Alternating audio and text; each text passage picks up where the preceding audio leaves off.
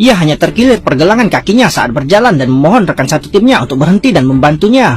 Namun orang-orang di depannya yang putus asa akan nyawa mereka tidak berani berhenti.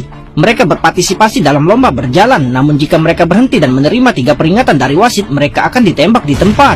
Ternyata lomba ini tidak hanya mengharuskan berjalan terus-menerus, tapi juga makan dan apapun itu harus dilakukan sambil berjalan. Tertinggal di belakang akan diperingatkan oleh para prajurit dan 3 peringatan berarti kematian. Yang lebih mengerikan lagi, lomba ini tampaknya tak berujung, tapi di antara ratusan peserta hanya satu yang bisa muncul sebagai pemenang, menerima kekayaan seumur hidup dan 1 permintaan. Awalnya tanpa menyadari bahaya permainan ini, mereka dengan cepat percaya diri menyelesaikan 5 mil.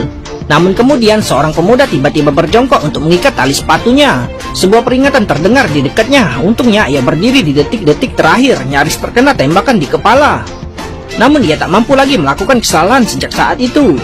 Untuk mengisi waktu selama lomba, semua orang mulai membayangkan kehidupan indah setelah lomba.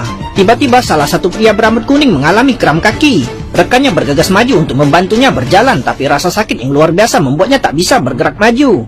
Prajurit itu mengarahkan pistol ke kepalanya. Pria itu tertegun oleh hal ini. Untungnya temannya meraihnya dan membantunya pulih.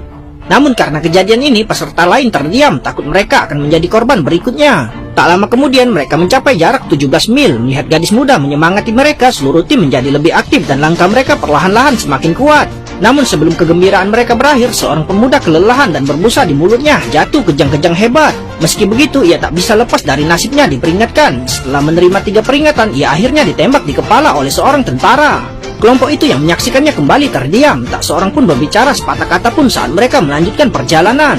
Dan begitulah kelompok itu mencapai jarak 25 mil. Kemudian seorang anggota kelompok mengumumkan bahwa mereka telah berjalan selama 3 jam. Suasana di kelompok itu kembali ramai. Namun saat itu seorang pemuda di depan mereka tiba-tiba mengalami diare. Ia tak bisa menahan diri